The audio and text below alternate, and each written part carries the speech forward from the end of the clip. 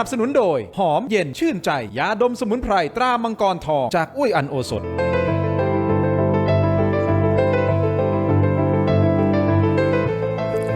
สวัสดีครับต้อนรับคุณผู้ชมเข้าสู่รายการถกไม่เถียงนะครับพบกับผมกายสวิทย์ลีลพงศ์วัฒนารับหน้าที่แทนคุณทินโชคกมลกิจนะครับวันนี้มาเจอกันวันทำงานวันสุดท้ายของใครหลายๆคนนะครับเพราะว่าเริ่มทยอยเดินทางออกจากกรุงเทพมหานครกลับภูมิลำเนาไปหาญาติพี่น้องกันเฉลิมฉลองในช่วงปีใหม่นะครับวันนี้มาคุยกันถึงเรื่องการเมืองครับบรรยากาศพูดคุยกันสบายๆในช่วงส่งท้ายปีกันแบบนี้นะครับมาจับชีพจรพรรคการเมืองกันหน่อยแต่ละพรรคการเมืองเป็นอย่างไรซึ่งแน่นอนว่าตอนนี้ทุกพรรคการเมืองระดมกำลังเลยนะครับลงพื้นที่ไปพบปะพี่น้องประชาชนไปเสนอนโยบายต่างๆเพื่อหวังจะมัดใจ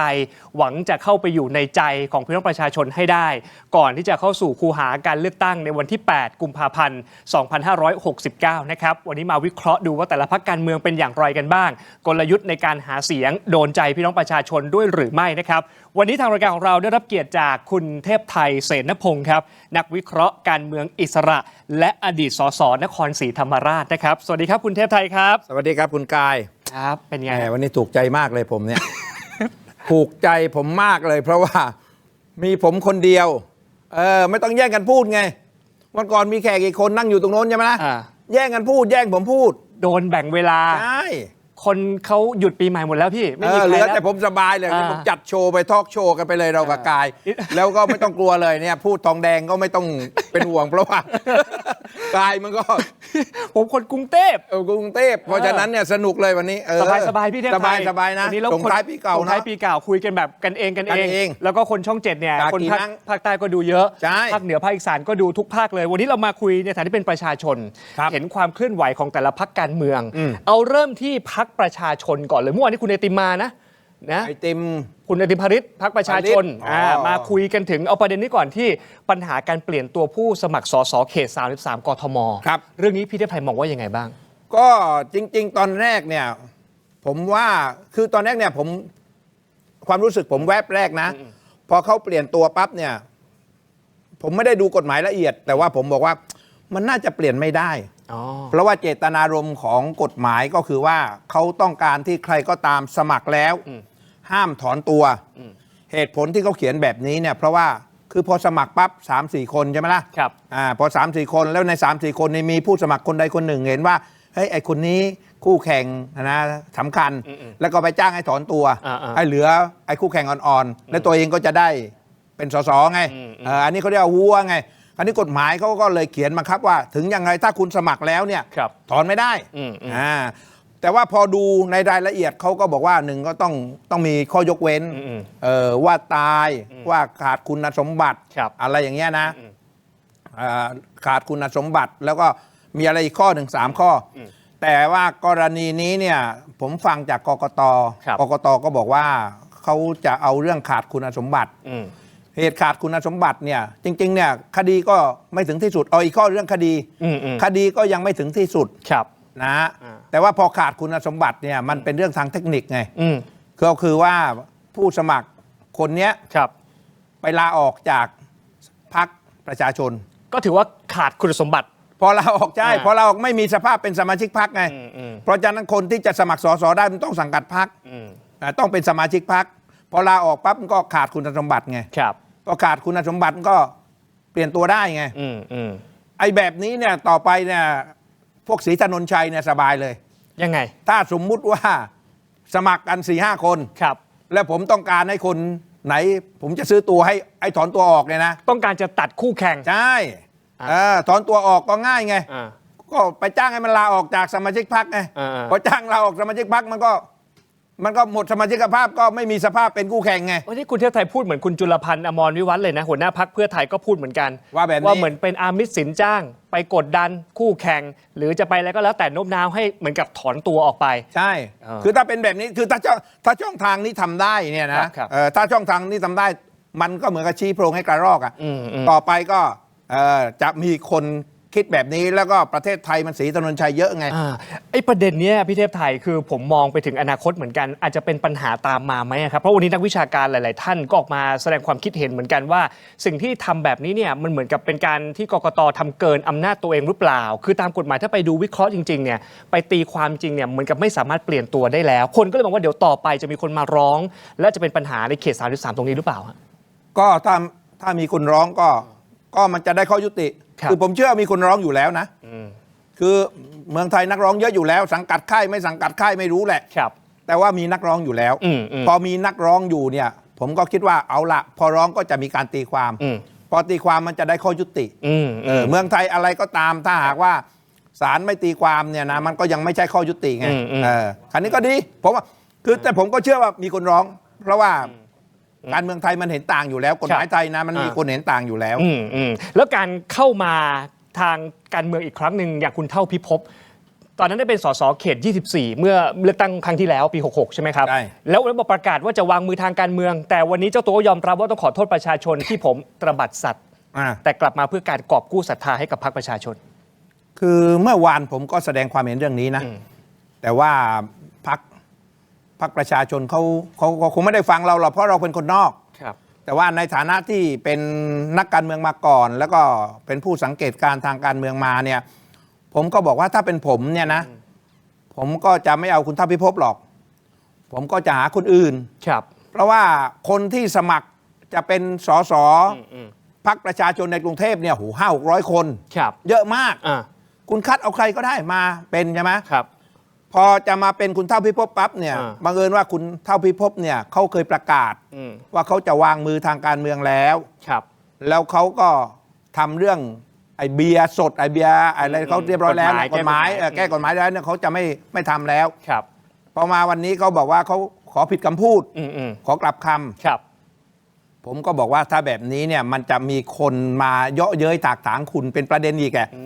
เพราะว่าพรรคคุณรู้อยู่แล้วเนี่ยคนเขาก็เรียกร้องจริยธรรมเนี่ยสูงอยู่แล้วแล้วก็มีคนจ้องตรวจสอบเยอะและพอเป็นแบบนี้มันเป็นประเด็นทำไมโอ้คุณว่าแต่พรรคเพื่อไทยตบัดสัตว์คุณเองคนในพรรคก็ตบัดสัตว์ประกาศว่าไม่มาแล้ววางมือแล้วยังมาอีกอะไรเงี้ยซึ่งผมก็บอกว่าอุ้ยมันได้ไม่คุ้มเสียไงคือถ้าไม่มีคนผมไม่ว่านะคือถ้าโอเคมันจำเป็นไว้อย่างบางจังหวัดเนี่ยสมัครเป็นผู้แทนในต่างจังหวัดเนี่ยนะ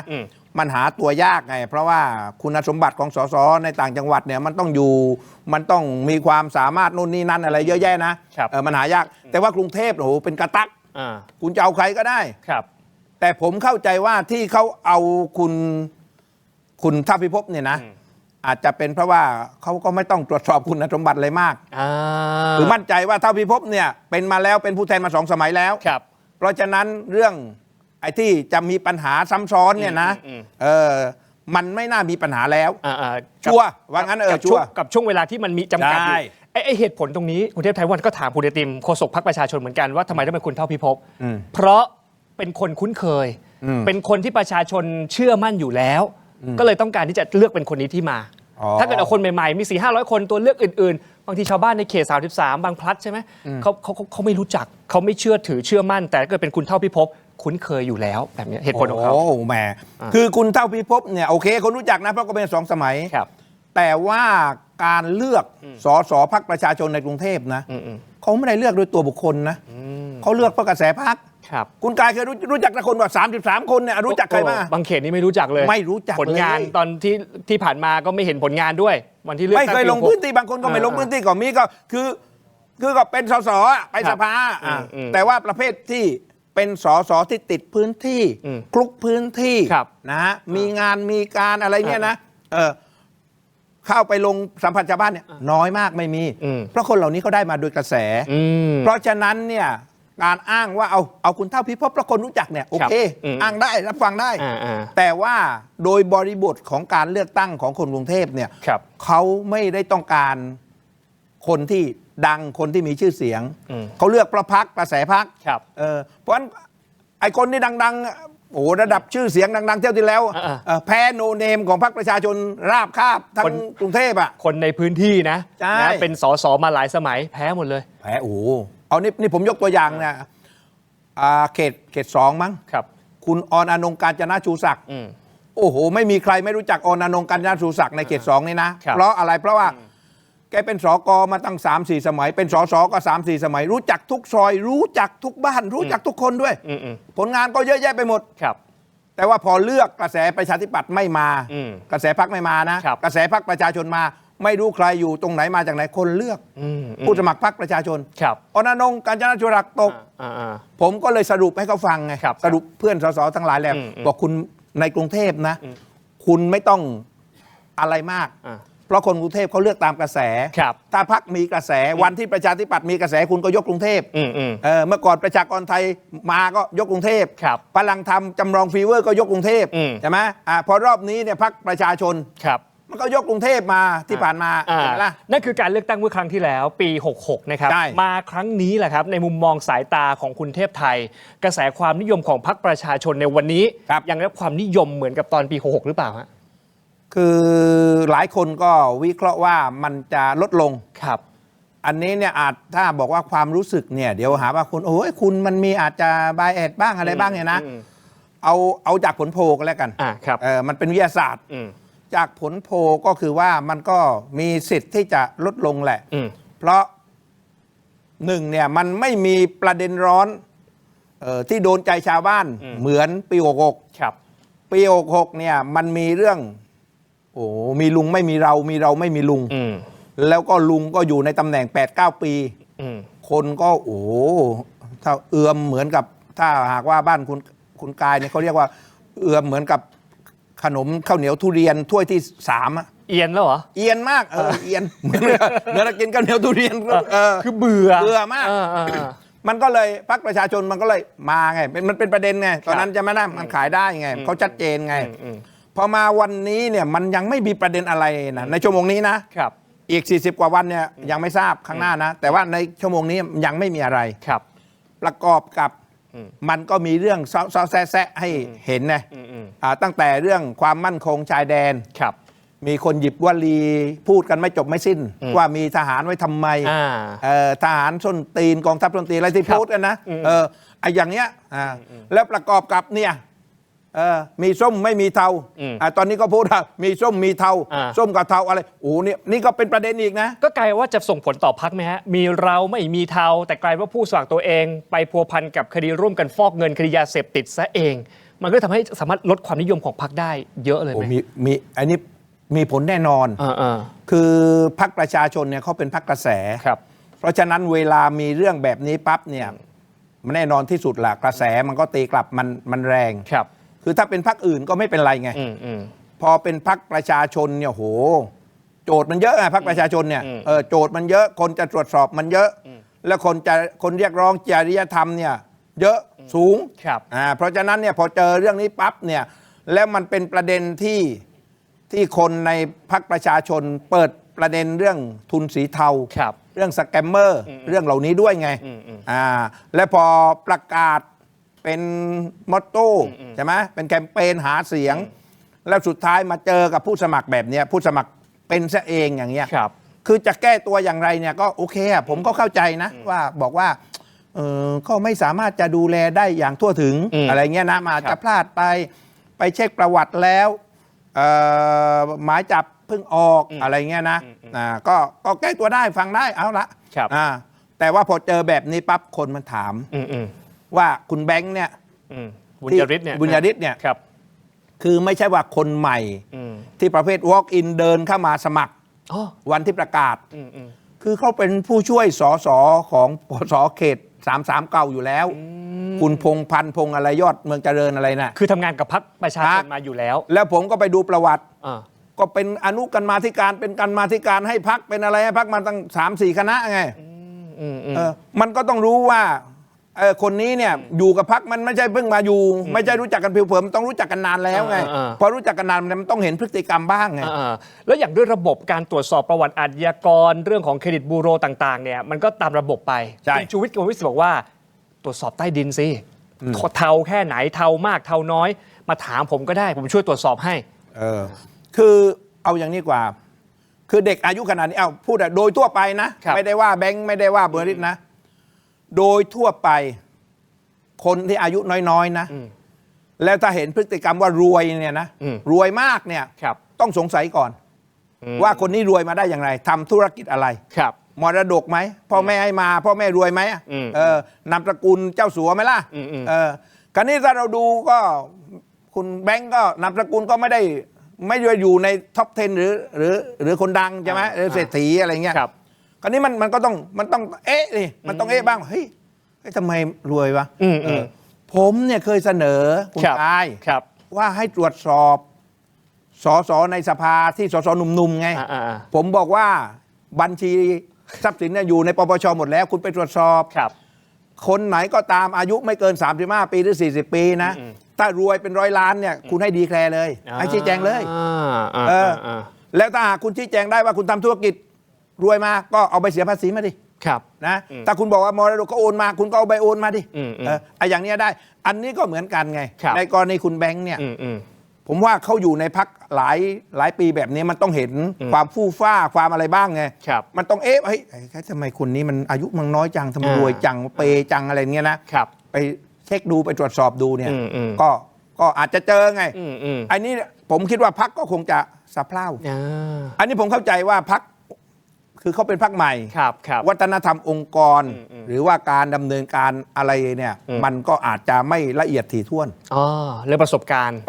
ณ์มันไม่เหมือนกับพรรคเก่าๆพรรคเก่าแก่มันมีระบบกว่าจะเข้ามาถึงพรรคได้เนี่ยโหมันผ่านมันคิวมันยาวไงแต่ว่าพอพรรคประชาชนปั๊บเนี่ยโหยิ่งพรรคดังแบบนี้นะแบบนี้นะมาประเภทประวัติ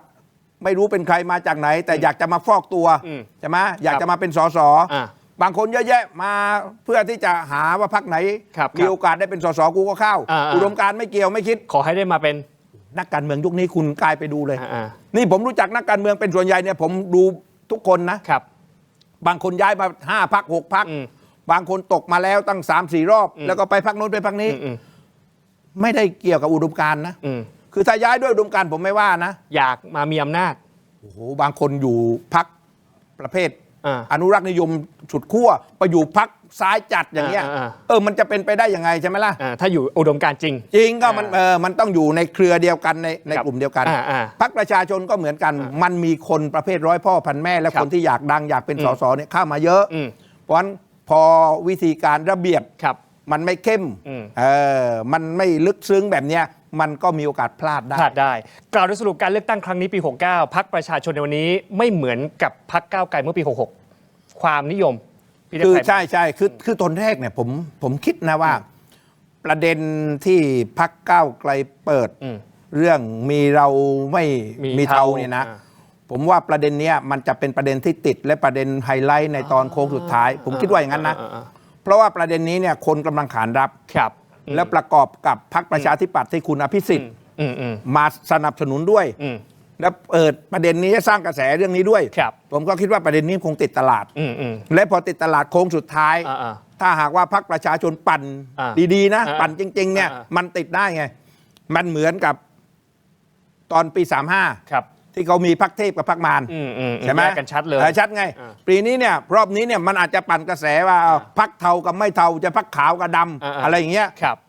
มันทำให้ประชาชนเนี่ยเลือกได้ไงแต่ว่าพอมาเจอไอ้แบงค์เนี่ยกรณีแบงค์เนี่ยแหละผมว่าโอ้โหมันแป๊กเหมือนกันมุกนี้สะดุดขาตัวเองใช่นอกเหนือจากพรรคประชาชนแล้วเดี๋ยวต้องมีความเคลื่อนไหวของพรรคอื่นๆด้วยพี่แพรเคยคิดถึงแฟนเก่าไหมถ้าเกิดแฟนเก่ามาเคาะประตูที่บ้านที่เรายังรู้สึกหวั่นไหวอยู่เหมือนเดิมหรือเปล่าไม่รู้ผมกำลังพูดถึงพรรคประชาธิปัตย์ด้วย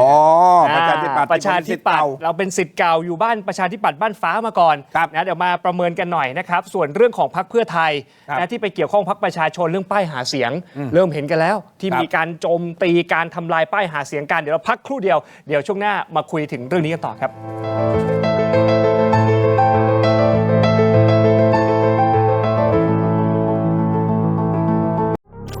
ดีขนาดนี้อย่ารอช้าสายเกมสายลงทุนสาย AI สายเทคต้องไม่พลาดลดราคาพิเศษให้ทันที 2,000 บาท Greentech Tri Screen จอเสริมอัจฉริยะเปลี่ยนโน้ตบุ๊กธรรมดาให้ทำงานพร้อมกันได้ถึง4 จอ ดีไซน์พับเก็บง่าย พกพาสะดวก มี 2 รุ่นให้เลือก 17,900 บาทสำหรับรุ่น 14 นิ้ว และ 19,900 บาทสำหรับรุ่น 16 นิ้ว สั่งซื้อออนไลน์ได้แล้ววันนี้เพียงค้น BrainTech Tri Screen หรือ Advice ทุกสาขาทั่วประเทศ BrainTech Tri Screen where thinking meets technology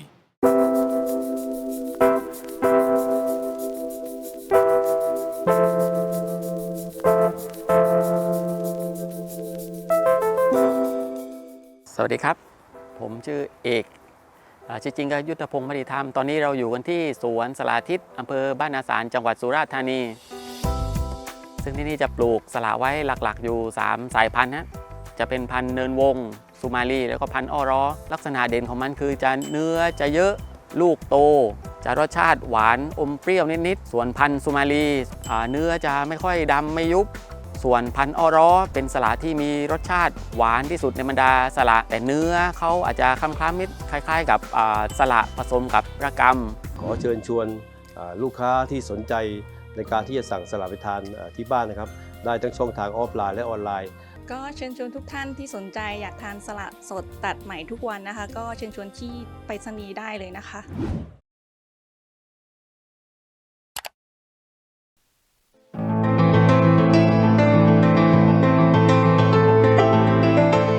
วันเกิดยาบรรเทาอาการแสบร้อนกลางอกและอาหารไม่ย่อยเนื่องจากกรดไหลย้อนชนิดน้ำอ่านคำเตือนในฉลากก่อนใช้ยา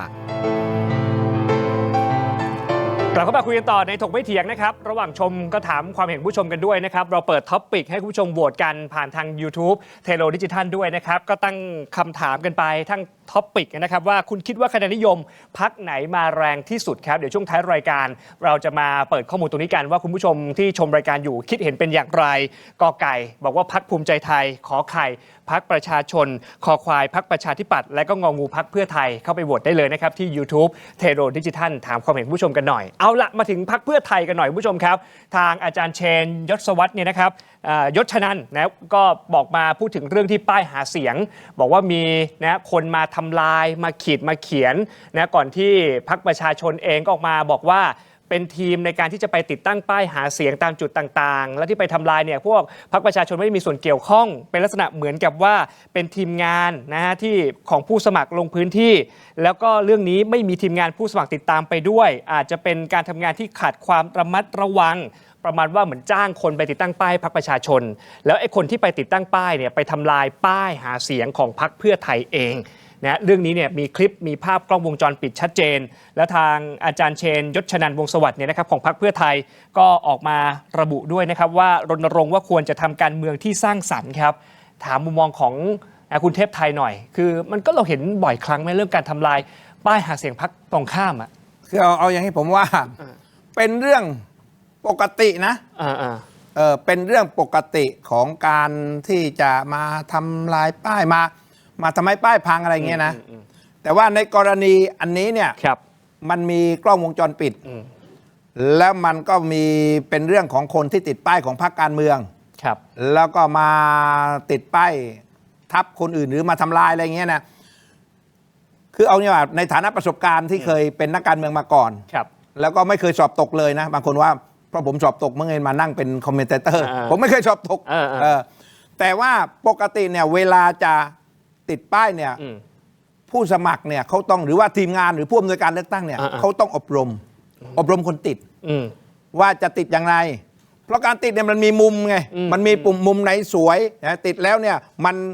มันไปเกะกะไหมบดบังทัศนวิสัยในการขับขี่หรือเปล่าเพราะว่าถ้าติดตั้งบิดปกปิดบังเนี่ยนะจะได้คะแนนเนี่ยมันเสียคะแนนไงคนด่าไงมันเสียคะแนนไงสองเนี่ยคุณอย่าไปทับคนอื่นเขาถ้าทับคุณก็ต้องแบบว่าหมายความว่าคุณออกใหญ่เห็นซากบางคนไปทับเห็นชัดไงไอ้ป้ายที่ทับอยู่ข้างในเห็นอันนี้รู้อยู่ชัดใช่ไหมบางทีก็บอกว่าถ้าคุณจะติดทับเขาหรือพักป้ายเขาพังเนี่ยเพราะ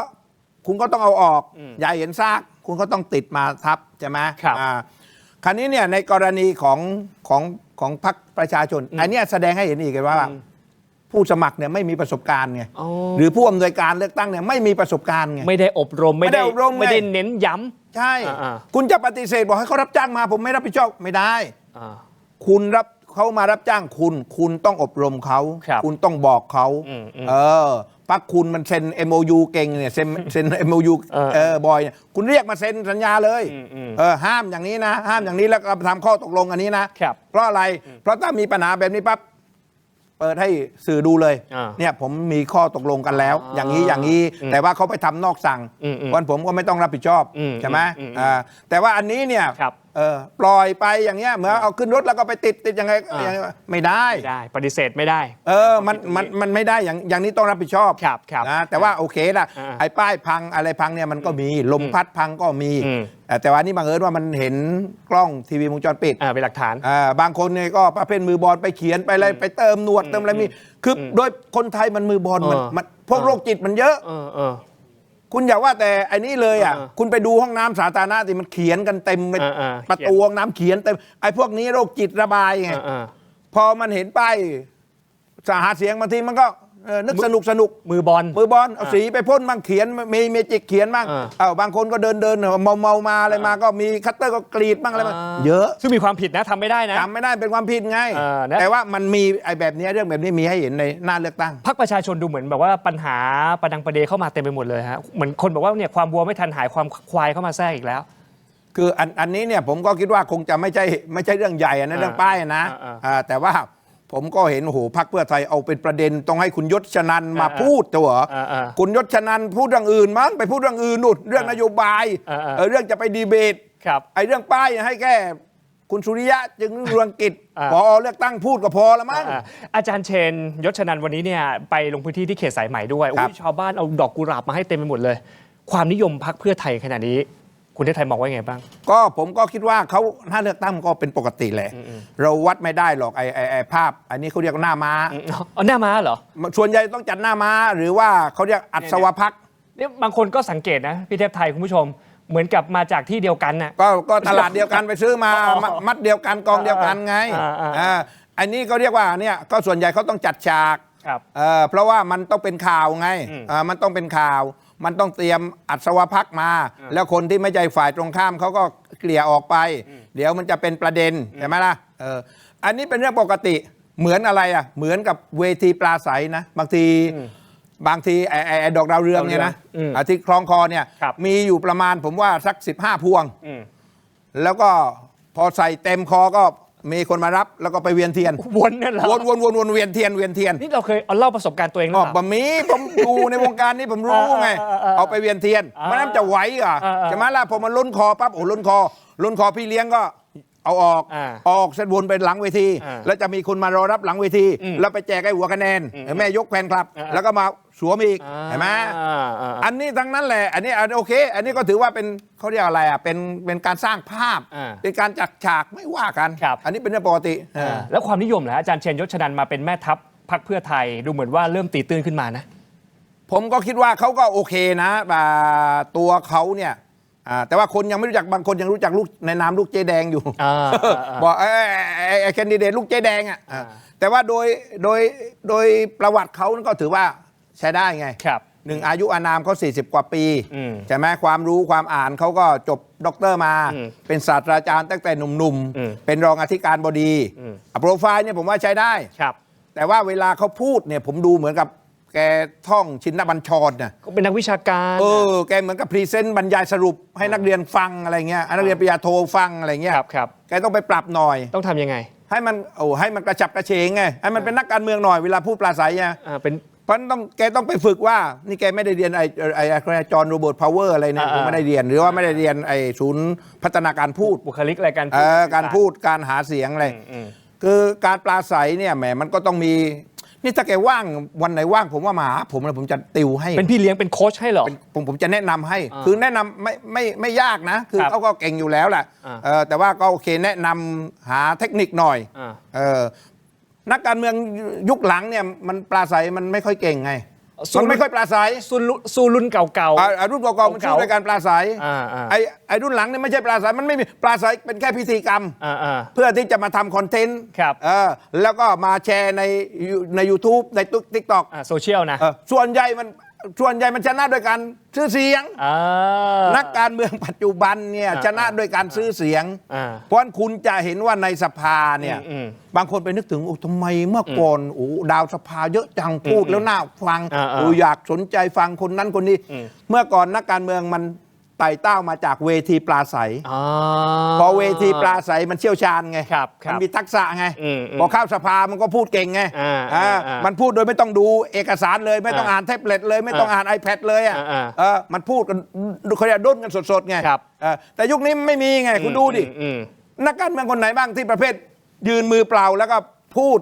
โต้กันตัวโตไม่มีเอามาอ่านมันดูข้อมูลดูโฉนดดูโพย อ่านโพยตามสคริปต์นะใช่เพราะฉะนั้นคุณยศชนันท์ดร.เชนเนี่ยนะผมว่าถ้าเขาปรับปรุงเรื่องการพูดซะหน่อยเพราะว่าผมเนี่ยสังเกตแกเวลาแกไปดีเบตเพราะคะแนนดีเบตเนี่ยมันเป็นคะแนนสำคัญนะเพราะว่าถ้าดีเบตแล้วโดนใจคนก็ตัดคลิปเอาไปแชร์เป็นกระแสเป็นไวรัลไวรัลเนี่ยมันจะไปเร็วอันนี้ของแกเนี่ยเวลาแกพูดแกก็ถ้าพอเรื่องวิชาการเนี่ยแกก็จะพูดชัดละพูดลงลึกสไตล์เขาแต่ว่าพอประเด็นการเมืองประเด็นความมั่นคงแกพูดไม่ถูกต้องฝึกอีกหน่อยผมต้องพัฒนาแล้วไม่ใช่เพื่อไทยเท่านั้นนะครับเดี๋ยวคุยกันต่อเรื่องพรรคภูมิใจไทยพรรคประชาธิปัตย์และกล้าทำด้วยนะครับแล้วก็มุมมองของกรุงเทพไทยพรรคไหนที่มาแรงพักครู่เดียวเดี๋ยวกลับมาติดตามกันครับ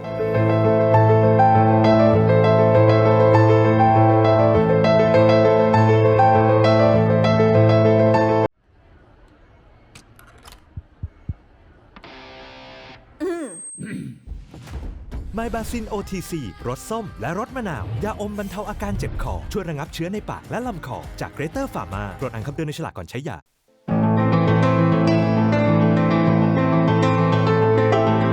สนับสนุนโดย Lift Up Your Life สร้างสรรค์ความสุขให้ชีวิต Seagull Electric ยาท่าน้ำขาวหารคู่ 49 บาทฝาสีฟ้ามีตัวยาฟีนิลซาลิซิเลตกลับมาคุยกันต่อในรายการถกไม่เถียงนะครับเราคุยกันถึงพรรคประชาชนคุณเทพไทยบอกว่าบางเรื่องยังขาดประสบการณ์พรรคเพื่อไทยอาจารย์เชนยศชนันท์ก็ต้องปรับเรื่องของท่าทีการสื่อสารการพูดการดีเบตการปราศัยมาในช่วงนี้คุยถึงพรรคภูมิใจไทยพรรคประชาธิปัตย์และพรรคกล้าทำหน่อยครับโอ้โหเวลาจำกัดเดี๋ยวเราจะพูดให้ครบ เพราะว่าเราจะพูดเฉพาะเขาเรียกว่าพักท็อปไฟ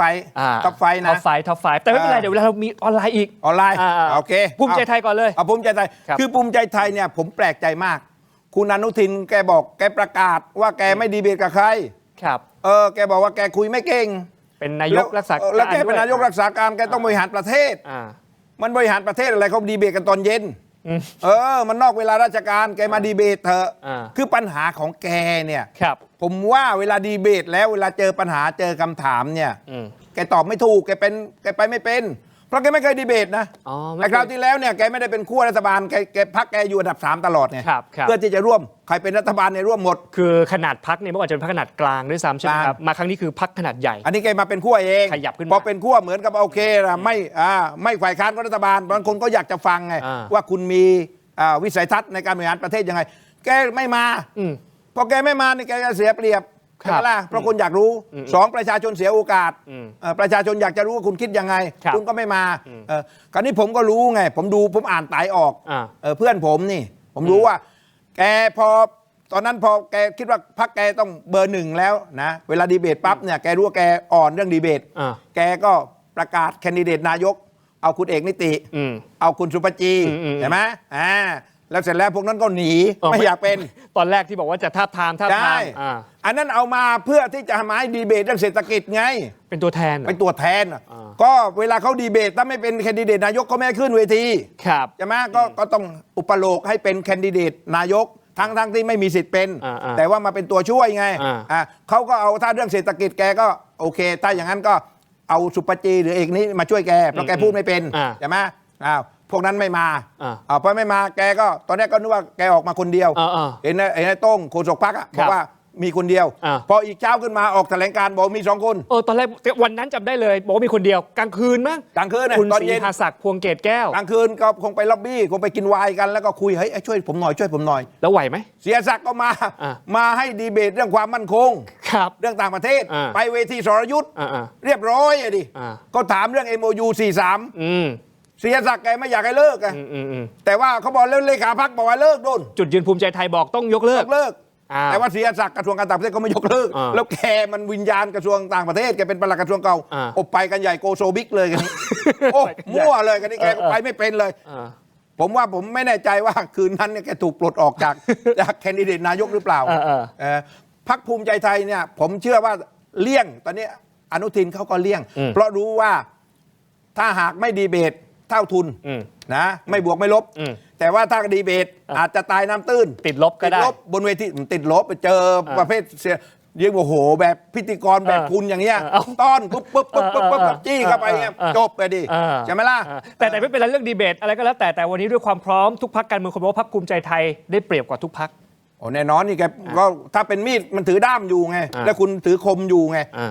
คือแกเป็นรักษาการนายกรักษาการรัฐบาลเนี่ยเห็นไหมเนี่ยแกไปโน่นแกไปยืนอยู่บนเนิน350นู่นไปตะเบะอยู่บนโน้นว่ะถ้าแกไม่รักษาการนายกก็ให้ขึ้นเหรอก็ไม่ขึ้นใช่ไหมล่ะแล้วแกไปนู่นไปนี่แกก็ไปได้เพราะแกรักษาการนายกตอนนี้เป็นรักษาการนายกถือว่าได้เปรียบได้ใช้อำนาจรัฐอะไรรัฐทุกอย่างแล้วก่อนจากที่จะมีการยุบสภาแกย้ายผู้ว่าหมดแล้ว67 จังหวัดนะ66 จังหวัด67 จังหวัดก็ย้ายหมดแล้วรองผู้ว่าย้ายหมดนายอำเภอย้ายหมดเหลือแต่กำนันผู้ใหญ่บ้านมึงย้ายไม่ได้วะแต่ย้ายได้ก็ย้ายด้วยย้ายหมดแล้วเป็นของตัวเองหมดเลยก็ได้เปรียบสิอย่างนี้แล้วตัวเลขคุณเทพไทยว่าจะถึงไอ้ที่ดูดมาอีกบ้านใหญ่ดูดมาสสเดิมแกมีอยู่ประมาณ67เสียงใช่ไหม67เสียงแกดูดมา60กว่า70กว่าเสียง120ในมือแน่ๆโอ้140ตอนเนี้ยถึงตรงนั้นเลยแกจะเอาไว้ได้ที่1แหละนี่นะนี่พรรคภูมิใจไทยผู้ชมเดี๋ยวยังมีอีกพรรคประชาธิปัตย์พรรคกล้าทำรวมไปถึงพรรคเศรษฐกิจพลเอกรังสีครับปาร์ตี้ลิสต์กลายเป็นว่าไปอยู่อันดับที่10บ้าคนก็เลยบอกเราเลือกไปเราอยากให้ทางพลเอกรังสีเข้าไปในสภาคอร์รัปชันเท่ากับประหารแล้วยังไงต่อดีแล้วกลยุทธ์ของพรรคเศรษฐกิจคืออะไรยังไงเดี๋ยวเราไปคุยกันต่อผ่านช่องทางออนไลน์นะครับทาง YouTube เทโลดิจิทัลนะครับเราลาทางทีวีไปก่อนสวัสดีครับสวัสดีครับสวัสดีครับ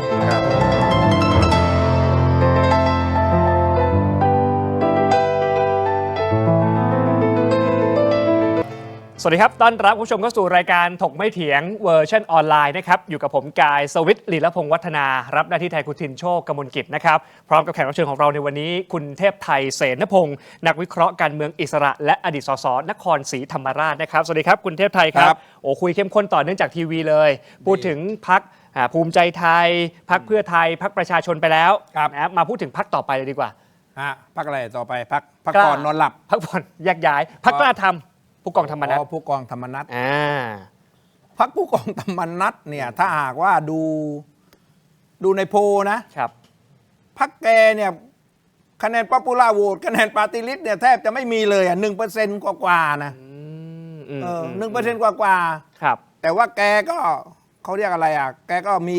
ปาร์ตี้ลิสต์100 คนไอ้ครบตามกฎหมายนะแต่ว่าได้แค่ไหนก็ไม่รู้คือพรรคของผู้กองธรรมนัสเนี่ยพูดแบบตรงไปตรงมาในฐานะเพื่อนฝูงนะครับคือแกเป็นพรรคที่ล็อกเป้ายิงแกไม่ได้หวังที่จะเอาคะแนนป๊อปปูล่าโหวตวันแกเน้นไปทางเขตถ้าหากว่าแกเอาเขตเป็นหลักเอาเขตเป็นหลักแล้วแกก็รูปแบบของแกเหมือนกับเป็นพันธมิตรกับพรรคภูมิใจไทยเพราะว่าไอตอนที่พรรคภูมิใจไทยเนี่ยที่เขาดูดกันมานะย้ายกันมายกบ้านใหญ่ยกบ้านเล็กยกพักมาเนี่ยนะครับดูดกันมาทั้งไดโวทั้งท่อพญานาคเนี่ยนะดูดกันมาเนี่ยแล้วมันมาปั๊บเนี่ยมันก็ซ้อนกันไงคุณกายต้องเข้าใจเวลาเหมือนกับเวลาเขาดูดน้ำนะเอาไดโวดูดหรือว่าไอ้ท่อพญานาคดูดใหญ่ๆนะที่กรมชลประทานดูดเนี่ยมันก็อย่างว่ามันตั้งติดตั้งผักตบชวามันติดตั้งไอ้พักไอ้พวกอะไรเขาเรียกว่าไอ้วัชพืชต่างๆเข้ามาเต็มไงอันนี้ก็เหมือนกันเวลาดูดเข้ามาเนี่ยมันก็ต้องมากันทั้งยวงลูกน้องอยู่ในแก๊งในมุ้งบ้านเล็กบ้านใหญ่ก็มาอยู่พออยู่ปั๊บเขตมันซ้อนพอเขตมันซ้อนก็มันลงได้คนเดียวเนี่ยอันนี้ก็จะลงเลยสังเกตดูส่วนใหญ่ก็จะไปฝากไว้ที่พรรคกล้าทำครับผมเห็นหลายคนที่ผมรู้จักนะลงนี้ไม่ได้เฮ้ยทำไมไปลงกล้าทำออกไปเปิดตัวกล้าทำก็แสดงว่าไปฝากกล้าทำไว้เพราะฉะนั้นกล้าทำเนี่ยก็จะเน้นนะเรื่องเขตเป็นหลักยิ่งภาคใต้เนี่ยโอ้โหถ้าหากว่าใครจะสมัครสสพรรคภูมิใจไทยเต็มนะก็พรรคต่อไปที่จะเดินเข้าไปหาต้องพรรคกล้าทำครับ เพราะว่ากล้าทำแม้ว่าจะเป็นพรรคใหม่ก็จริงนะ อ่า แต่ว่าเลือกตั้งซ่อมเขต 8 บ้านคุณกาย อ่าอ่า ก็มีแปลงสาธิตไว้ไง ครับ ไว้สาธิตวิธีการแปลงคนได้ชนะมาไง ไปปักธงเขียวได้สำเร็จอ่ะ สำเร็จไง อ่า เพราะฉะนั้นคนเชื่อมั่น อืม ก็ไปอยู่ในพรรคนี้เนี่ยเยอะ ครับ เพราะฉะนั้นพรรคนี้เนี่ยมันจะมุ่งเน้นเรื่องเขต อืม คราวนี้ถ้าคุณจะเห็นผู้กองธรรมนัฐ ครับ ไปดีเบตนะ อืม ยาก อืม เพราะว่าผู้กองธรรมนัฐคุณก็รู้เนี่ยประเภทเครื่องดีเซลก็โทษเครื่องบินซิน เขาบอกว่าเครื่อง บินซินของแก เครื่องติดง่ายเหรอ ติดง่ายร้อนเดี๋ยวได้ชกกันละ เจ้าตัวยอมรับว่าควบคุมความเดือดได้ยาก ถ้าเกิดบางทีคำพูดคำจามันเดือดอ่ะ ใช่ ไม่ไปดีกว่า ถ้าคุณไปจี้จุดอ่อน หรือไปเจอตาปลาเข้าเนี่ยนะ อ่า ใช่ไหมล่ะ อ่า มันก็จะดิ้นพลาดขึ้นมาเลย เดี๋ยวมันจะเป็นเรื่องอื่นแกก็ไม่ไป อืม กับสองเนี่ยแกแกมีประเด็น แกเป็นประเด็นมีประเด็นเยอะ มีจุดอ่อนเยอะเอางี้ว่ะ อย่างประเด็นแรกก่อนเลย หลาย ๆ พักประกาศจุดยืนไม่จับมือ ใช่ พักประชาธิปัตย์ไม่จับกับกล้าท เออ ำพักประชาชนไม่จับกับกล้าทำแบบเนี้ย แล้วแกจะตอบยังไงเอาเขาถามเรื่องแป้งที่ออสเตรเลียแกจะตอบยังไงผมถามเป็นข้อเท็จจริงอันเนี้ย เขาก็บอกมาตลอดแล้วว่า มันคือแป้ง จบไปแล้วเป็นกระบวนการผ่านมาหมดแล้ว เอ้า มาพูดอะไรอีก โอ้แกแกบอกแกไม่ควรจะพูดนะ คือมันเป็นเรื่องธรรมดาของคนนะครับ ของชีวิตคนนะ อืม ประวัติก็ไม่อยากจะฟังเรื่องที่มันเลวร้ายในชีวิต อืม อยากจะลืม ใช่ สิ่งที่มันไม่ดีกับชีวิตเรา ครับ แต่ว่าประชาชนมันไม่ลืมไง เพราะคุณเป็นนักการเมือง อืม คุณเป็นบุคคลสาธารณะ อืม คุณจะมาบริหารประเทศ อืม แล้วคุณมีคดีความที่มันเป็นคดีที่ร้ายแรงที่ อืม ใครมันคิดว่าโอ้โหมันร้ายแรงมากอ่ะ อ่าๆๆ ไอ้เรื่องคดีที่คุณติดคุกอ่ะ อ่า แล้วคุณบอกลืมว่าผมลืมแล้วแต่มันชาวบ้านไม่ลืมการนี้เรื่องแบบนี้ถ้าหากว่าไปดีเบตบนเวที อ่า แล้วใครไปสเกาสะกิดเรื่องนี้ขึ้นมา อ่า โอ้โหดิ้นพลาด มีแต่เสียกับเสีย โอ้โหผมว่าเหมือนกับไส้เดือนโดนขี้เท่าเลย พูดถึงตัวเลขสสเขตของพรรคกล้าทำที่คุณเทพไทยบอกเนี่ยแน่นอนว่าก็จะมีหลายพื้นที่อย่างพะเยากำแพงเพชรอย่างนี้ใช่ไหมครับ อ๋อ ที่ ใช่ ได้ ใช่ เขาอยู่แล้ว ตัวเลขที่พรรคกล้าทำจะได้ แล้วในส่วนเขาก็มองว่าการจัดตั้งรัฐบาลเนี่ยพรรคกล้าทำก็จะเป็นหนึ่งในสมการอยู่แล้ว เป็นในหนึ่งในพรรคร่วม พรรคร่วมอยู่แล้ว คือผมคิดว่าเขาเนี่ยจะได้ประมาณสัก คือตอนแรกผมกล่าวว่าเขาจะได้ประมาณ 6-70 เสียงนะ อืม แต่ว่าพอเจอลูกระเบิดการวางระเบิดของคุณอภิสิทธิ์ ครับอืม เรื่องไม่จับมือนะ อืม กับพรรคกล้าท ครับ ำโดยอธิบายเหตุผลว่าแคนดิเดต อืม นายกรัฐมนตรีของพรรคกล้าท ครับ ำมีประวัติเสื่อมเสียประวัติร้ายแรง อืม แล้วก็เกี่ยวข้องกับแก๊งสแกมเมอร์ มีการภาพถ่ายในการเซ็น MOU อะไรเนี่ยมันชัดไง อืม โอ้ผมว่าคนมันเลยคิดหนักไง ยิ่งกระแสเทาแรงๆ แบบเนี้ยนะครับ คิดหนัก เพราะฉะนั้นผมก็คิดว่าเอาละถ้ามันจะลดลงก็ผมว่าเขาก็คงทำไซส์4-50 แหละ ประมาณนี้ ประมาณนี้ อืม เพราะว่าแม้ว่ากระแสเรื่องเทามันจะแรงนะครับ เพียงแต่ว่าโอเคอ่ะคุณอาจจะเปลืองกระสุนหน่อย อืม จากเมื่อก่อนกระสุนอาจจะยิงสัก30-40 ลัง ตอนนี้คุณต้องเพิ่ม4-50 ลัง อาจจะเพิ่มมากขึ้นไง ครับ เพราะฉะนั้นเนี่ยเขาก็คงจะทำให้พรรคเป็นตัวแปรให้ได้ อืม เพราะเขาประกาศเนี่ยว่าพรรคเขาเนี่ยเข้าฝ่ายไหนก็ได้ เขาจะเป็นพรรคที่จะเป็นพรรคอะไรอ่ะ เข้าได้ทุกสมการเนี่ย แล้วที่ผ่านมาเขาก็เป็นอย่างนั้นด้วยนะแม้กับเพื่อไทยกับทักษิณเขายังพูดอะกับคุณทักษิณก็ยังโทรศัพท์คุยกันอยู่ จากกันด้วยดี ครับ พอมากับคุณอนุทินเขาก็เป็นคนพลิกขั้วให้คุณอนุทินได้เป็นนายก จนถึงวันนี้นายอนุทินไม่กล้าปลดไม่กล้าทำอะไรอ่ะรังสิมันต์โรมกดดันให้ปลดวันละ3 เวลาอยู่ ก็ไม่ปลด ไม่กล้าปลด เพราะอะไร อืม เพราะมีบุญคุณไงเพราะฉะนั้นนี่วันนั้นพอโดนอภิสิทธิ์ทิ่มเรื่องเทาขึ้นมาปั๊บ ครับ แกโทรไปหาคุณอนุทินเลย บอกว่าเนี่ยมีแต่คนผมไม่รู้จะอยู่กับใครเพราะว่าเห็นไหมมีคนโน้นรังเกียจเนี่ยคุณอนุทินก็มาอยู่ด้วยกันดิเห็นไหมล่ะ โหกอดกันจับมือกัน พวกกันแล้วไงคุณ ภาพชัดเลยแบบนี้ ชัดอันนี้ไม่ต้องขยับเสา โอเค ชัดเจน ชัดเจน หนึ่งในพรรคที่พูดถึงเมื่อกี้พรรคประชาธิปัตย์วันนี้การกลับมาอีกครั้งของคุณอภิสิทธิ์เวชชาชีวะ แล้วดูเหมือนว่าความนิยมเนี่ยกระแสอย่างโพลเองในพื้นที่ภาคใต้พรรคประชาธิปัตย์เนี่ยถือว่าตีตื้นเลยนะความนิยม การเลือกตั้งปี 69 ครั้งนี้พรรคประชาธิปัตย์พี่เทพไทยมองว่ายังไงบ้างเพราะมันก็จะมองว่าอยู่ในขั้วของอนุรักษ์นิยม ใช่ คือผมเนี่ยไม่อยากจะวิจารณ์ประชาธิปัตย์พูดจริงๆนะเพราะหนึ่งเป็นพรรคเก่าแล้วก็เดี๋ยวหาว่าคุณแหมอวยพรรคเก่าดิอันนี้คนนินทาผม2 พรรคนะตอนนี้นะ เพราะว่าอะไรเพราะว่าเอาอย่างพรรคส้มก็โอ้คุณเนี่ยอวยพรรคส้มแบกพรรคส้มเพราะน้องสาวอยู่พรรคส้มนี่อะไรเงี้ยผมว่าผมไม่ได้อวยนะ ผมไม่ได้แบกผมว่ากันตรงไปตรงมาน้องสาวผมไปเป็นสมัครอยู่พรรคส้มเพราะเขาเรียนรุ่นเดียวกับ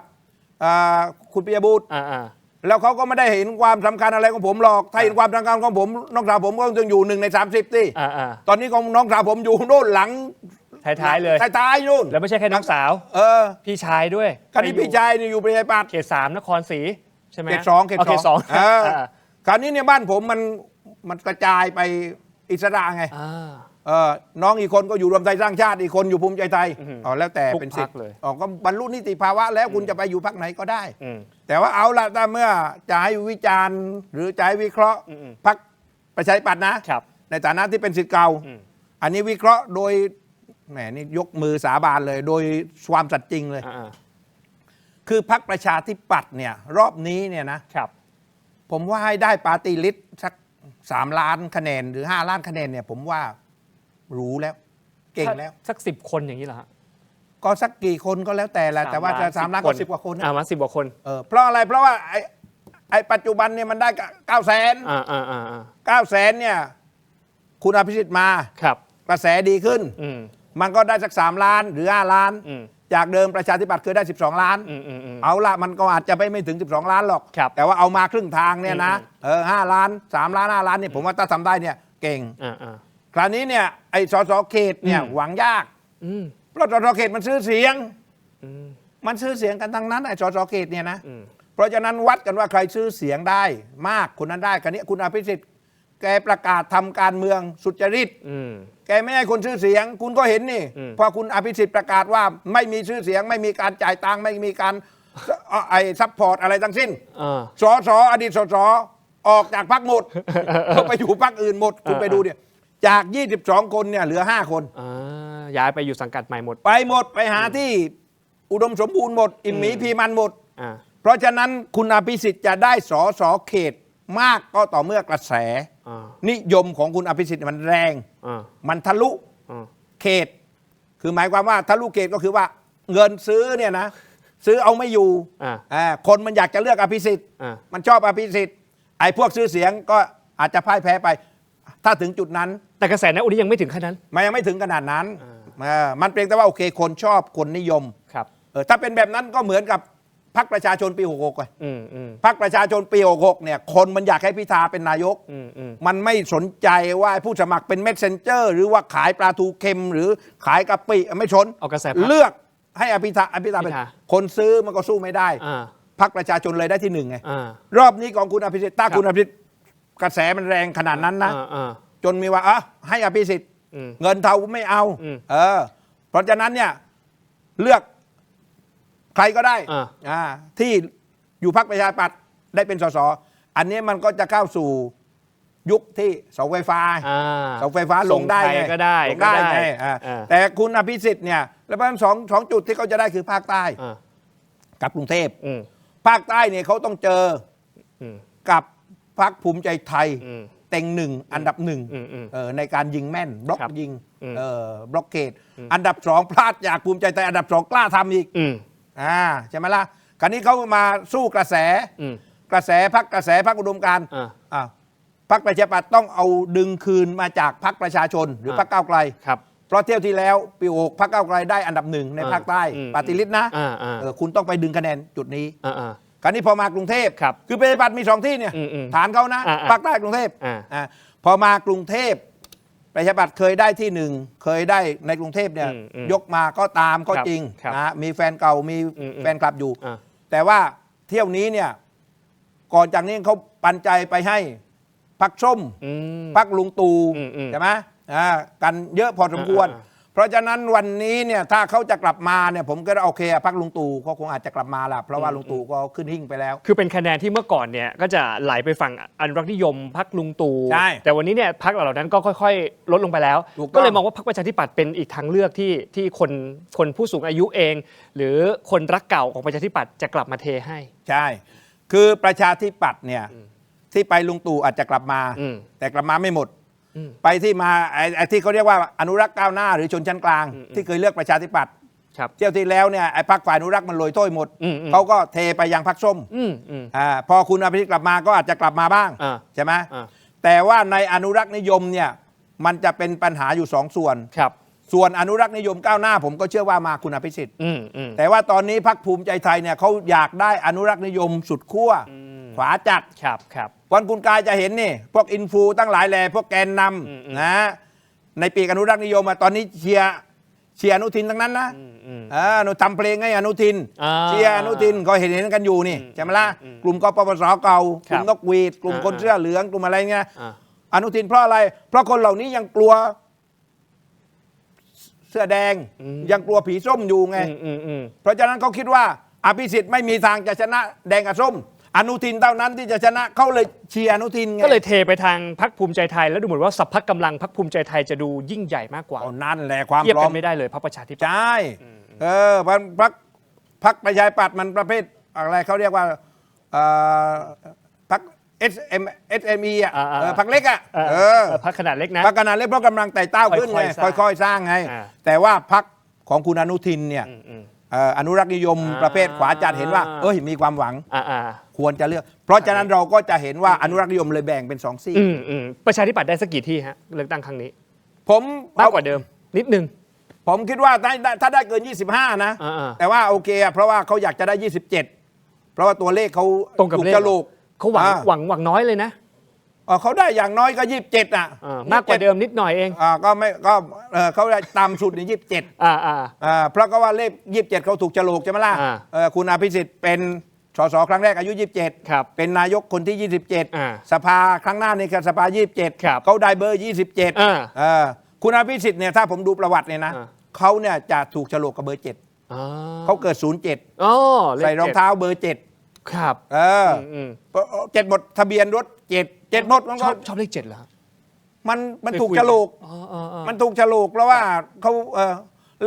ล้วพอมาดูมีคนทำสถิตินะทุกอย่างก็7หมดเพราะรอบนี้เนี่ยผมว่าโอ้โหถ้าหากว่าเอา27มักน้อยจังเอา37หรือ57ไปเลยไหมให้มี7ไว้หน่อยแต่คนมากกว่าเดิมหน่อย มากกว่าเดิม57ก็ได้ไง แล้วไม่ใช่แค่เลข7นะเห็นว่ามีเลข9ด้วยแล้วคุณอภิสิทธิ์ช่างเชื่อมโยงนะบอกว่าอะไรนะทุกปีการเลือกตั้งที่ลงท้ายด้วยเลข9ปี 9ปี 9เนี่ยคือปี 9เขาจะได้คะแนนดีไงพรรคจะได้คะแนนดีปี19ปี29ปี39พรรคก็จะได้คะแนนอันดับ100 กว่าเขาก็อาจจะโอเคเป็นเขาเรียกว่าอะไรเป็นมุกเป็นเทคนิคเวลาการหาเสียงคุณก็เห็นเนี่ยเวลาคนจับเบอร์เนี่ยคุณดูดิเวลาเขาจับเบอร์เลือกตั้งนะใครได้เบอร์อะไรก็มีอธิบายหมดดีหมดอะมันจับมาแล้วอะจับมาแล้วอะผมเลือกตั้งปีพอได้เบอร์1โอ้1เดียวนะสุดยอดพอได้เบอร์2สู้วิกตอเรียนี่นะวิกตอเรียก็อะไรก็เนี่ยนะเนี่ยสู้ชนะเนี่ยนะใจชนะแล้วก็พอได้เบอร์3โอ้โหนี่แหละพระรัตนตรัยพระพุทธพระธรรมพระสงฆ์อะไรเงี้ยปี62เนี่ยผมจับได้เบอร์11มีคนก็บอกอะไรคำอธิบายไงผมโอ้โหผมได้เบอร์11เนี่ยนะผมกินหมดทุกเบอร์ทำไมอ่ะเพราะผมไฮโล11ไฮโลไงรู้เลยเป็นคนยังไงนะเราอยู่ในพื้นที่เราก็รู้ว่าขยกันยังไงแล้วได้ให้มันขึ้น11ใช่ไหมปี69ที่ประชาธิปัตย์พี่เทพไทยบอกว่าก็ประมาณสักมากกว่าเดิมนิดหน่อย27 28 30ประมาณนี้ก็ผมก็คิดว่านะประมาณนี้แหละจะให้เป็นขั้วเนี่ยโหยากมันต้องใช้เวลาล่ะใช้เวลาต้องใช้เวลาใช่มาอีกหนึ่งพรรคนึงอยากจะพูดหน่อยพรรคเศรษฐกิจพลเอกรังสีคือก่อนหน้านี้เองก็มีกระแสข่าวมาคือพลเอกรังสีก็มีกระแสนะเรื่องของการรักชาตินะเรื่องของการปราบปรามทุจริตคอร์รัปชันต่างๆแต่พอไปดูวันที่สมัครปาร์ตี้ลิสต์เมื่อวันอาทิตย์ที่ผ่านมาพรรคเศรษฐกิจกลายเป็นว่าพลเอกรังสีอยู่ลำดับที่10คือพลเอกรังสีเนี่ยก็ไปออกทีวีกับผมบ่อยนะแกเป็นนายทหารที่ประเภทพูดจาดุดันแล้วแกมาตรงเวลาพอดีไงมาตรงจังหวะกระแสรักชาติเนี่ยตรงเวลาถูกเวลาถูกจังหวะกระแสรักชาติเวลาออกรายการเนี่ยนะแกก็จะพอถามเรื่องปัญหาอุนเซนเรื่องปัญหากัมพูชาแกจะไปฆ่าอุนเซนอย่างเดียวแกจะบุกบ้านอุนเซนน่ะแกเด็ดขาดไงแล้วถูกใจไงถูกใจคนรักชาติถูกใจพวกสายความมั่นคงก็คะแนนนิยมแกดีแกดีคราวนี้พอแกดีปั๊บเนี่ย พอวางปาร์ตี้ลิสต์เนี่ยผมแปลกใจว่าแกเป็นแคนดิเดตนายกเนี่ยแกต้องอันดับหนึ่ง ครับ แล้วแกไปอยู่อันดับ 10 ได้ยังไง อืม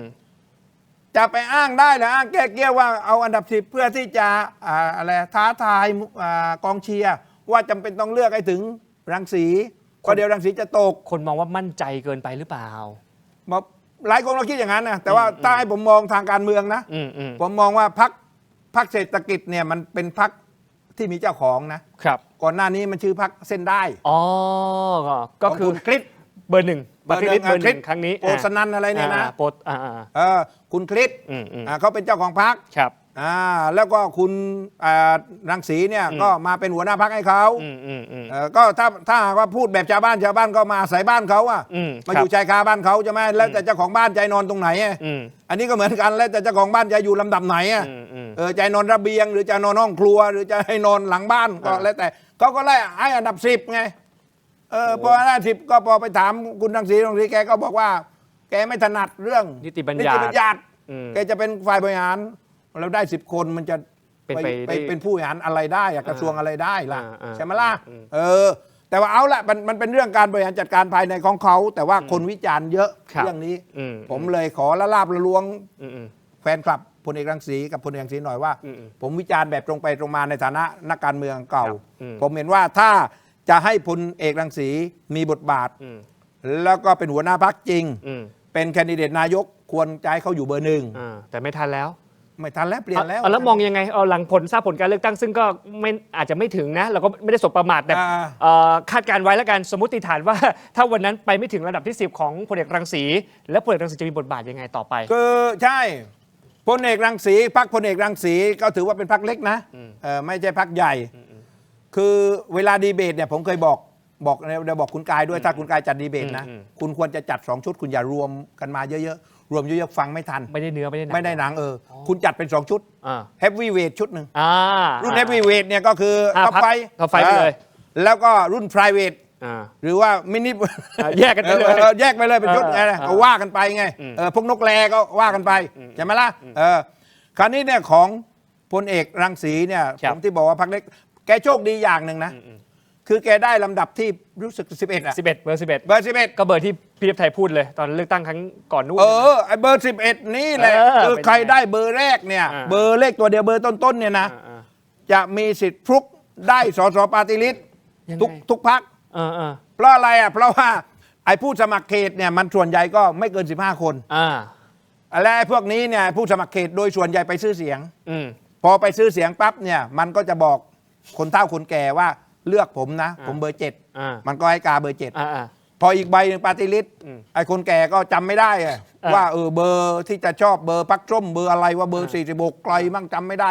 จะเลือกพรรคอนุทินก็37ก็จำไม่ได้มันเยอะไงไม่รู้จะทำไงคราวนี้ไอ้คนที่ซื้อเสียงก็บอกป้าไม่ต้องคิดมากกาเบอร์7 2 ใบไปเลยย้ายบัตรเสียกาเบอร์7คราวนี้ป้าพอเข้าไปในคูหามันมีแต่ตัวเลขมันมีแต่ตัวเลขมันอะไรเอากาเบอร์7แล้วเพราะรับตังค์เขามาแล้วจำได้เนี่ยใครรับตังค์มันจำได้อยู่แล้วจำได้กาเบอร์7อีกใบหนึ่งไม่รู้จะกาเบอร์แล้วก็เบอร์7นั่นแหละย้ายบัตรเสียมันก็เลยได้ไอ้พวกเลขตัวเดียวมันเลยได้ฟุกแบบเนี้ยถึงว่าอยากได้เลขตัวเดียวไงจำง่ายด้วยได้ง่าย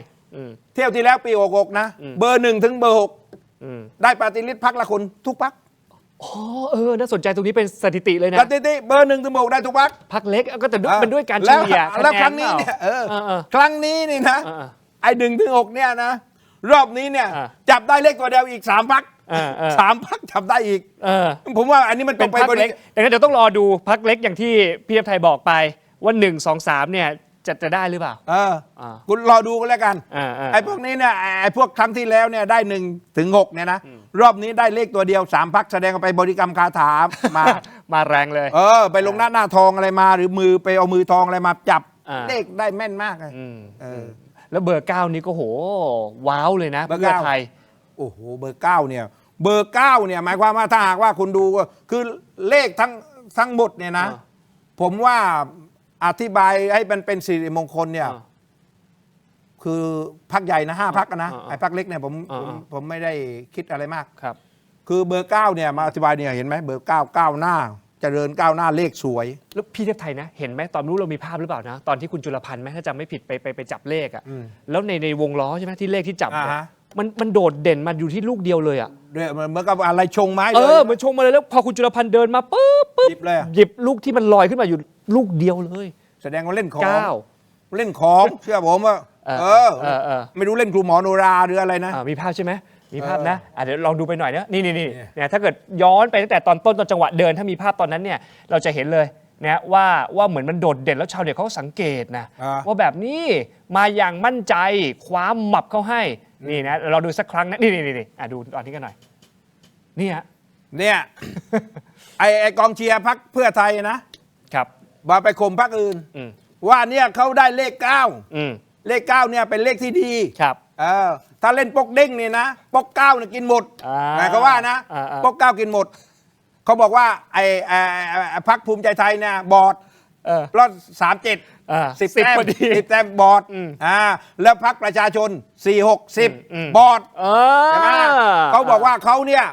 9ปก9ผมว่าโอ้โหโทคุณใต้นั้นคุณไปเจอประชาธิปัตย์เนี่ย27ก็9เหมือนกันนะ9 2 เด้งอ่ะ เอาสองเด้งนะ 2 เด้งนี่27นะ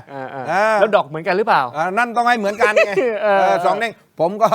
บอกว่าจริงๆเนี่ยถ้าดูพักนะถ้าหากว่าเชื่อทางไสยศาสตร์ในสำนักเทพไทยไข่กระดกเนี่ยนะครับ 9เนี่ยถือว่าเจริญก้าวหน้าเลขสวยของประชาธิปัตย์เนี่ยนะ9เหมือนกัน ครับ ก็ถือว่าสวยใช่ไหมเป็นสิริมงคล ครับ ใช่ไหมถ้าหากว่าของพรรคภูมิใจไทย 3 กับ 70 10 ก็สวยแต่ปากใต้นะก็เดี๋ยวก็เขาว่าครบ 10 ไม่ขาดหุ้นครบ 10ไปใช่ไหมถ้าไม่ครบ 10เนี่ยแสดงไม่เต็มเต็งไงขาดหุ้น หรือเกินไปนะ หรือเกินหรือล้นหรือ 10 กิโลตั้งเข่งไงเงี้ยใช่ไหมพรรคประชาชนก็4บวกก็10ใช่ไหมก็เต็มเต็งเหมือนกัน10เหลือพรรคเดียวที่มีปัญหา พักอะไรครับ พรรคกล้าท พักกล้าท ำ42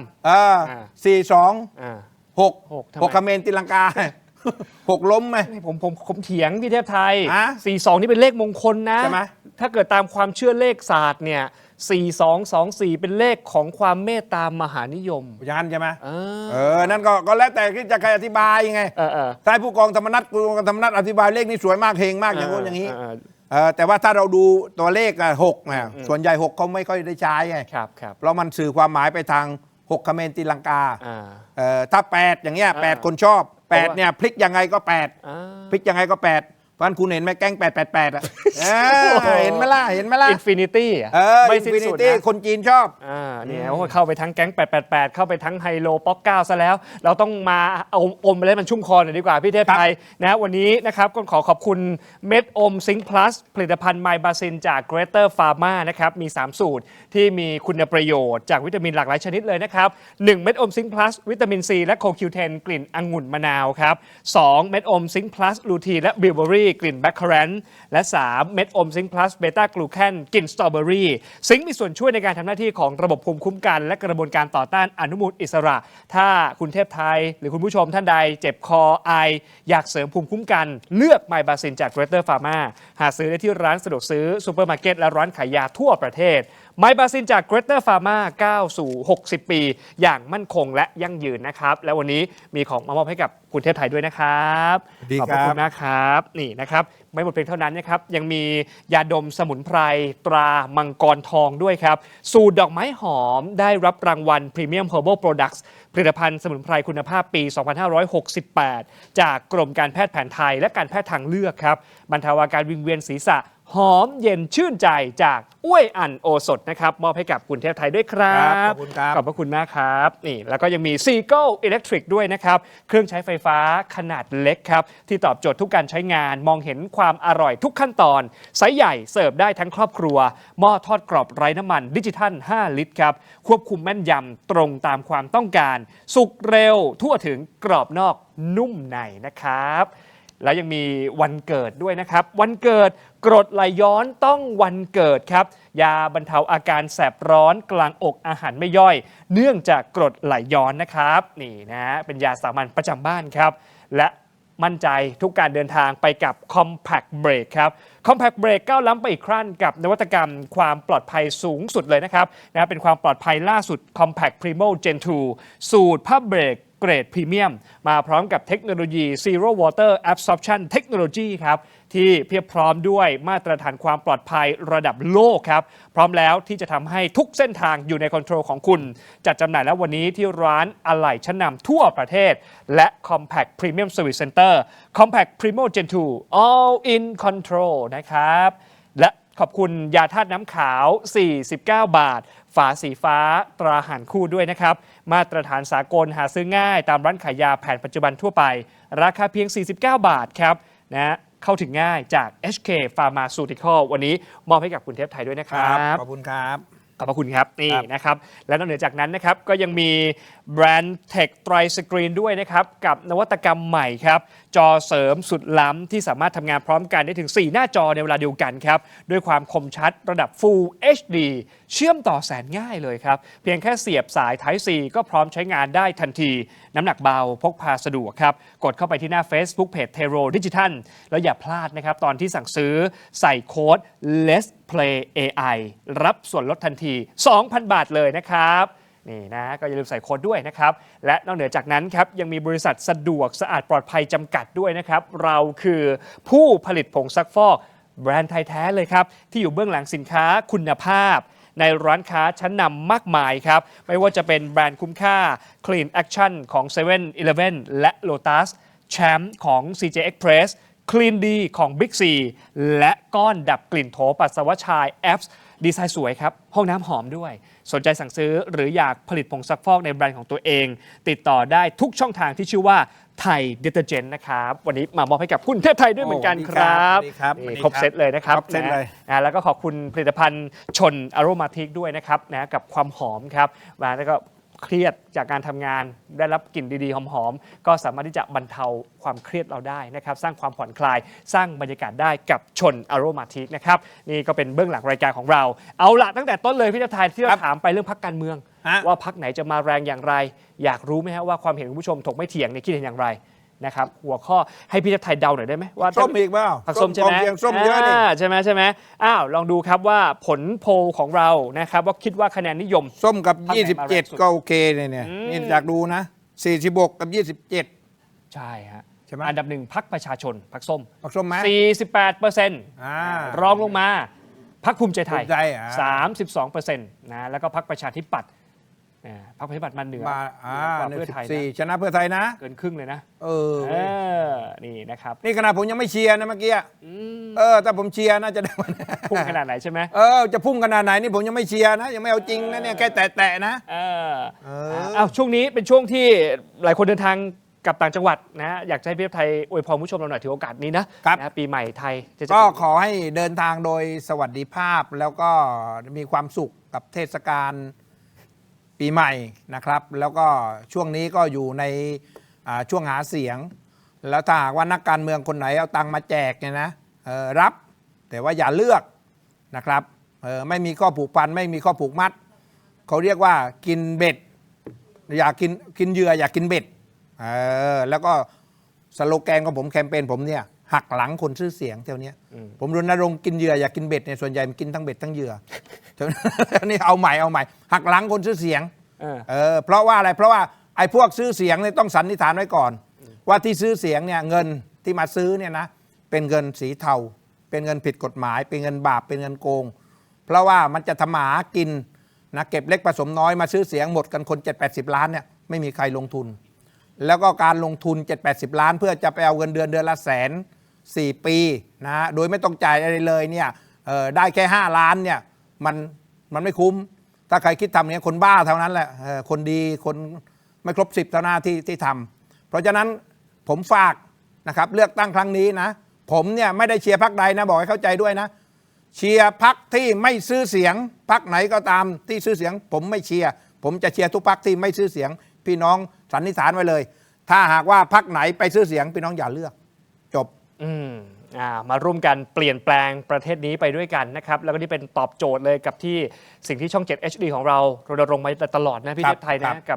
กับแคมเปญหยุดขายเสียงจุดเปลี่ยนประเทศนะครับเราทุกคนร่วมกันเปลี่ยนการเมืองได้หลายคนบอกเบื่อเหลือเกินการเมืองวังวนเดิมๆวนลูปเหมือนเดิมซื้อเสียงขายเสียงแล้วก็เอาคนที่มีนะประวัติที่ไม่ดีหรือว่ามีเรื่องของทุนเทาเข้ามาเขาต้องทุ่มไปทุกอย่างเลยครับเพื่อจะก้าวสู่การเป็นผู้มีอำนาจได้ที่สุดแล้วคุณภาพชีวิตของเราก็จะถอยหลังนะประชาชนก็จะเป็นผู้ที่ได้ผลกระทบอย่างหลีกเลี่ยงไม่ได้นะเอาวันนี้นะขอบคุณมากๆนะครับพี่เทพไทยครับที่มาพูดคุยกันนะครับและทั้งหมดนี้คือรายการถกไม่เถียงนะครับขอบคุณผู้ชมทุกท่านที่ติดตามสวัสดีครับสวัสดีครับ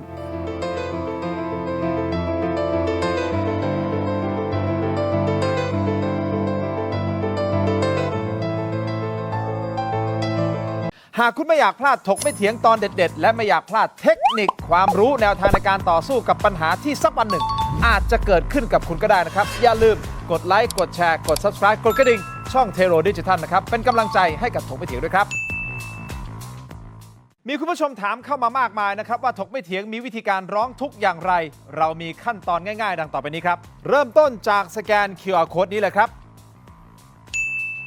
จากนั้นนะครับท่านก็เข้าสู่หน้า Inbox ของรายการถกไม่เถียงเพียงท่านกดคำว่าเริ่มต้นระบบอัตโนมัติจะส่งลิงก์ที่ทีมถกไม่เถียงสร้างขึ้นมาให้แก่ท่านนะครับรับรองว่าเป็นลิงก์ที่ปลอดภัยกดเข้าไปได้เลยครับเมื่อเข้าไปถึงหน้านี้นี่นะฮะแค่นี้นะครับท่านก็พิมพ์เรื่องราวร้องทุกข์มาได้เลยนะครับแต่ผมมีทริค3ข้อสำหรับการร้องทุกข์เข้ามาในรายการถกไม่เถียงนะครับ